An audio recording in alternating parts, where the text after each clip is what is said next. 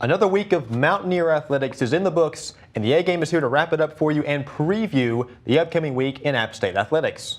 We got a chance to catch up with the new kicker for the football team, Chandler Staten, and among getting to learn more about his role on the team, we learned his favorite color Gatorade and why he wears the number 91.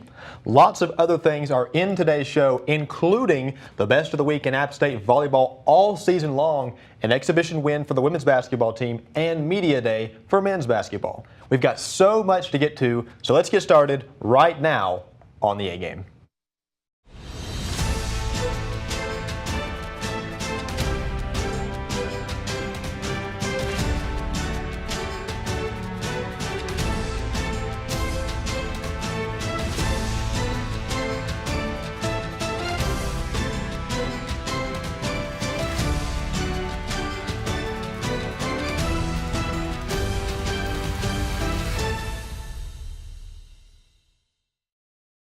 Appalachian State football lost their second straight game, this time to conference foe Louisiana Monroe 52-45.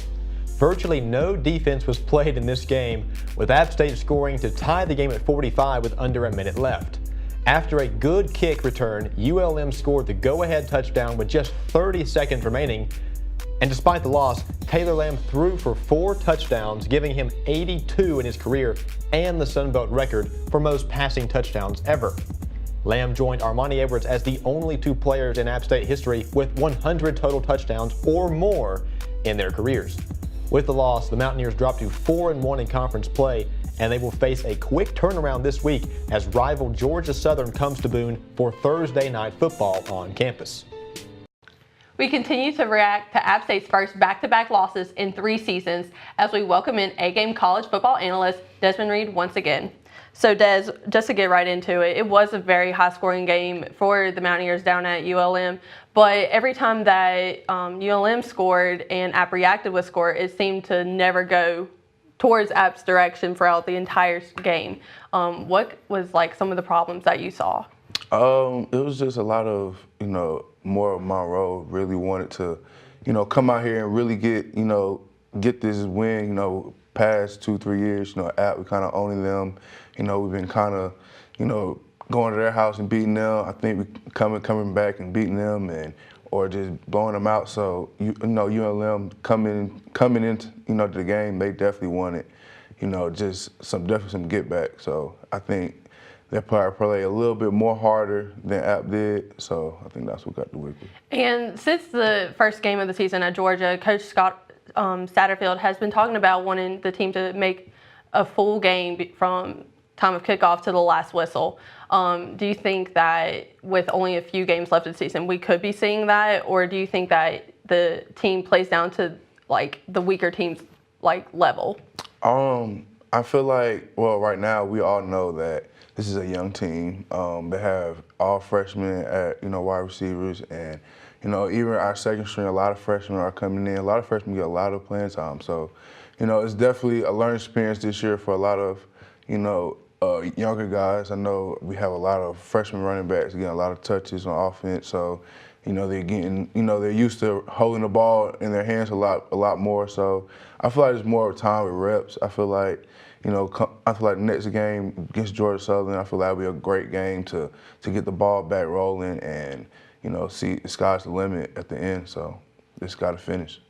And Ike Lewis and Jalen Moore both had strong performances down at UL Monroe. Do you think that even though Jalen's foot is still hurt, do you think that we could see more strong performances for the rest of the season from them? Well, they'll have to, or they won't have a shot of even a share at the conference championship. So I feel like, Ike Lewis and, Jalen Moore, I feel like they continue to play how they are. Taylor Lamb keep finding Ike, and, the offensive line keep blocking great for Jalen Moore. I feel like they definitely have a shot. They're still not out of it at all. They still have a chance to get a share of it.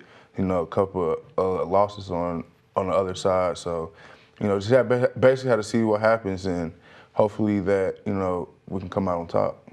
And when I was watching the game, what I thought was the major momentum shift for the Mountaineers when Caleb Fuller got ejected for the game.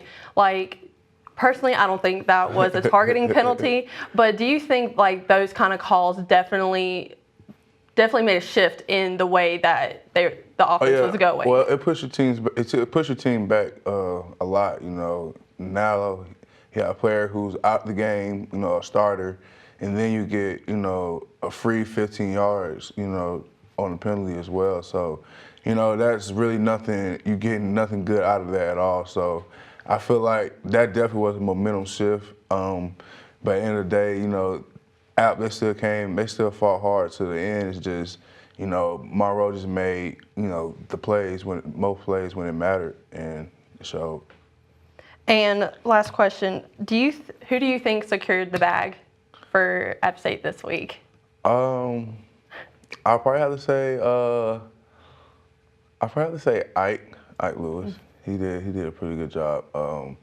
You know, him and T. Lamb, I think they have some type of connection, some type of groove going right now. So to keep the ball rolling, I feel like T. Lamb just need to keep finding them, and I really do think he secured his bag. So that was good. He had a good game. All right. Well, thanks for being in studio with us, Des. Anytime. Got so much more to get to on this show today with the volleyball team that has found its winning ways to men's and women's basketball, cranking up their seasons. Player of the Week is also coming up, and I just have to say this week's edition is one you will not want to miss.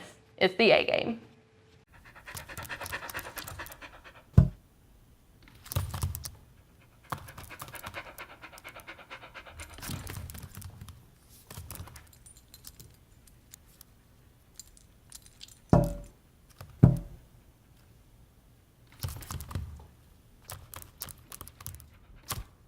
There's a shelter pet who wants to meet you. Meet one today. Visit theshelterpetproject.org.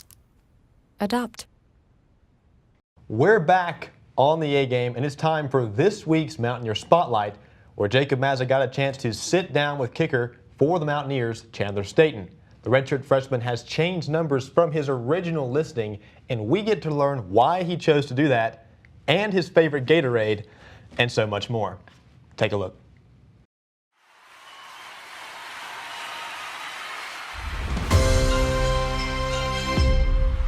Hello and welcome to another edition of Mountaineer Spotlight.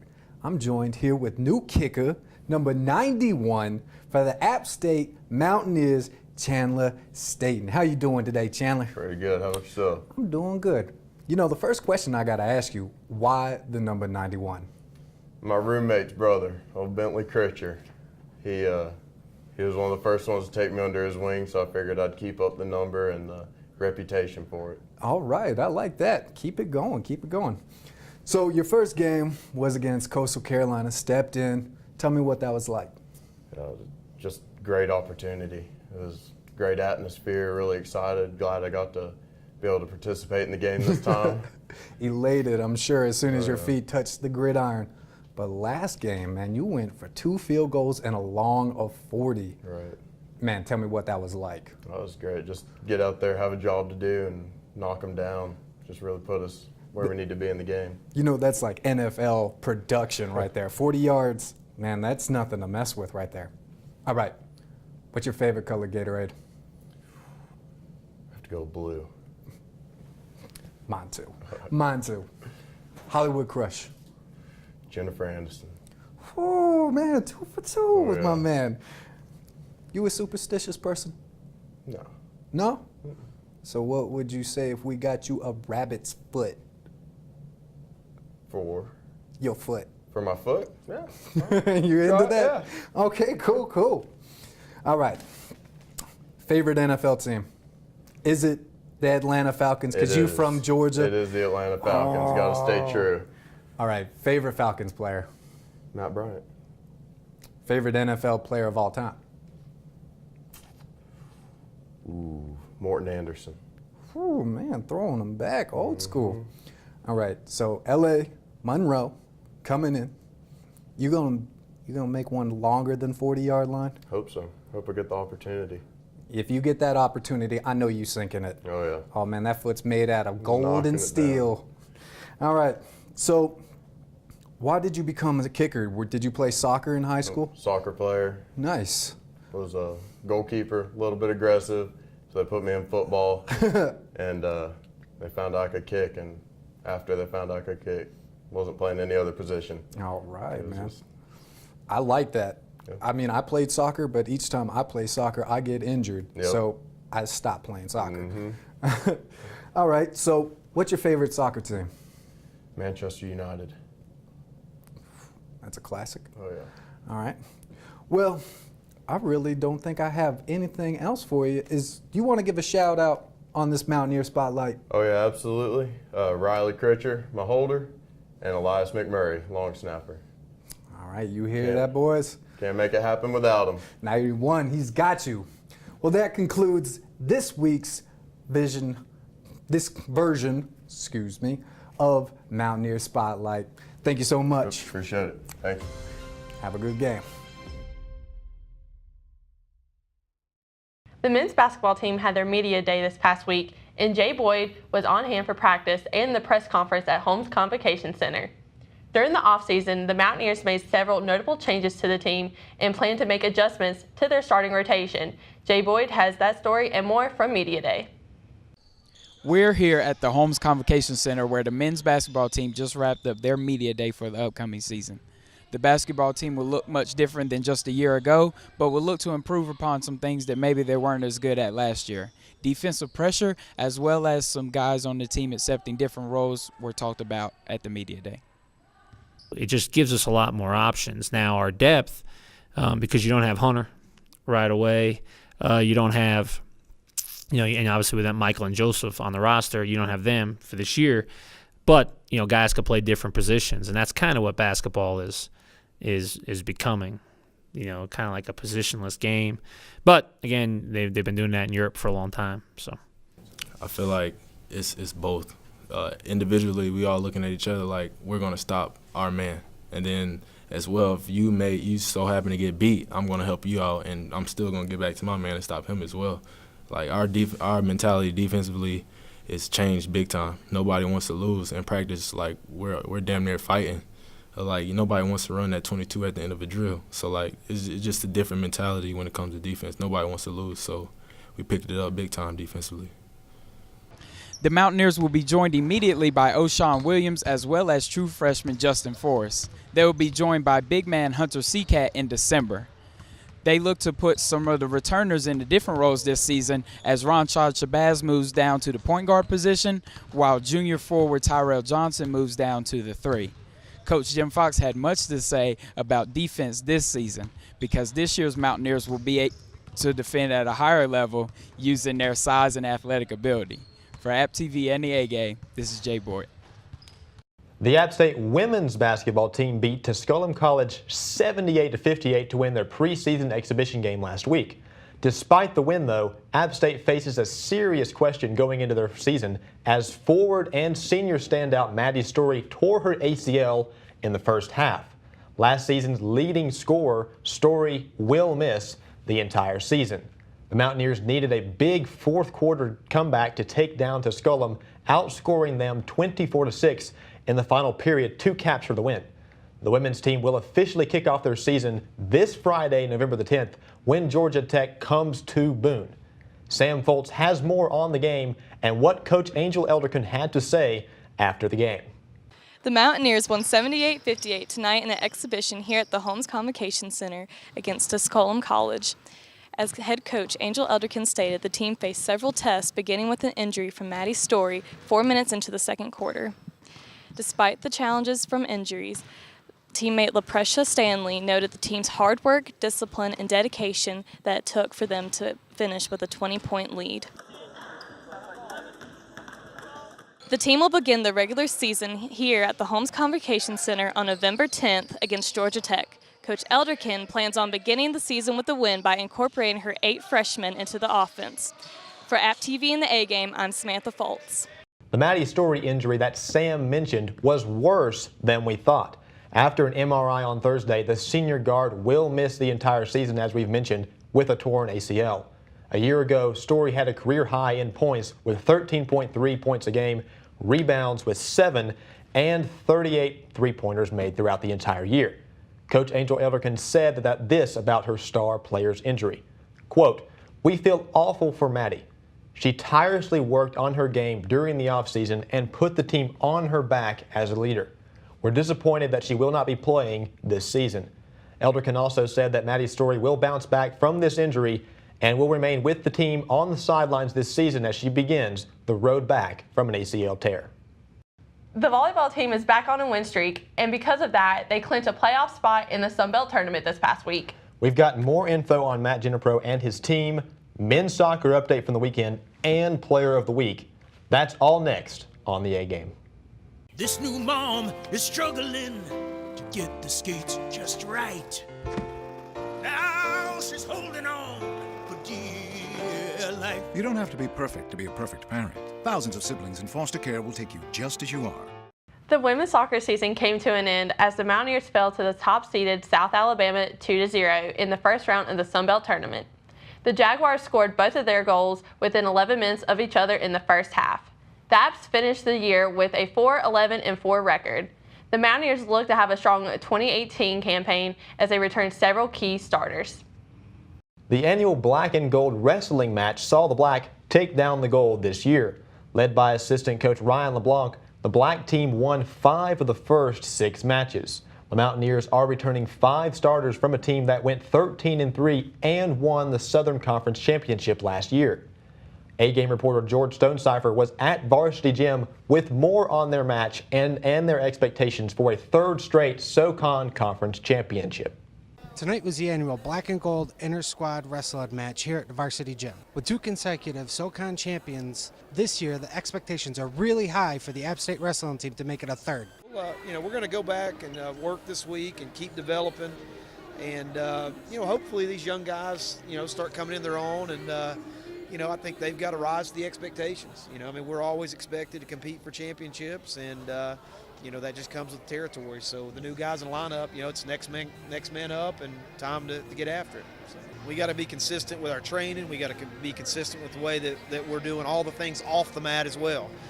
Going to class, sleeping well, eating well. Our nutrition's important. And, we just got to be consistent. If we're consistent with all those things off the mat and our training, we're going to continue to develop and get better and hopefully put ourselves in a position at the end of the year that we're competing for a championship. If the team is consistent this year, there should be no problem the App State wrestling program can make it a 3rd straight consecutive SoCon championship. Reporting from the Varsity Gym for AppTV and the A-Game, I'm George Stonecipher. The volleyball team went to Statesboro on Friday to face Georgia Southern and in App State fashion pulled out the win in 5 sets. It was a hard-fought game in the red zone for the Mountaineers, but hitters Emma Longley, Courtney Sullivan, and Cassie Stevenson had big plays when it mattered. Both Longley and Sullivan had 20 kills each, with Ashlyn Brown having 59 assists. On Saturday, the team faced Georgia State and got their 3rd straight Sun Belt Conference win with a 3-1 victory. Courtney Sullivan and Lexi Kohut both had strong games for the Mountaineers, along with setter Ashlyn Brown having 45 assists. Emma Riley had 19 digs, and with the win over Georgia State, App has punched their ticket to the Sun Belt Conference Tournament in Arkansas starting November 16th. The men's soccer team suffered a 2-0 loss against rival Georgia Southern on senior night at home. Both goals for Georgia Southern came in the first half, one off a penalty kick and the other off just 2 seconds remaining in the first half. 4 seniors were honored before the game. Despite the loss, the Mountaineers are preparing for the Sun Belt Tournament that begins November the 9th in Conway, South Carolina. A-Game reporter Jamie Patel was at Ted Mackerel Soccer Complex and has more on the breakdown of the game. Appalachian State men's soccer dropped a 2-0 result here at Ted Mackerel Soccer Complex on senior night. It was a tough ending to the season, but coach Jason O'Keefe is very optimistic going into the Sun Belt Tournament. I've been pleased with a lot of things this season, and we just really need to keep pushing through the process, because there's not going to be a whole lot you're going to change at this point. It's just one of those things where you got to continue to fine-tune some things and hopefully get a break. It's still up in the air as to who the Mountaineers will face in the opening round of the tournament, but one thing is for sure, they will look to upset the first opponent they face. For AppTV and the A-Game, I'm Jamie Patel. It's that time of the show again where we give you this week's A-Game Player of the Week. We are so proud to say that this week's award goes to Courtney Sullivan of the App State volleyball team. Courtney earned a total of 310 career kills and 73 blocks during her 3 years as a Mountaineer. She is majoring in sustainable development here at Appalachian State. And from all of us here at the A Game, we are proud to see players like Courtney Sullivan who give their all every day. Good luck with the rest of the season and the Sun Belt Tournament to you, Courtney.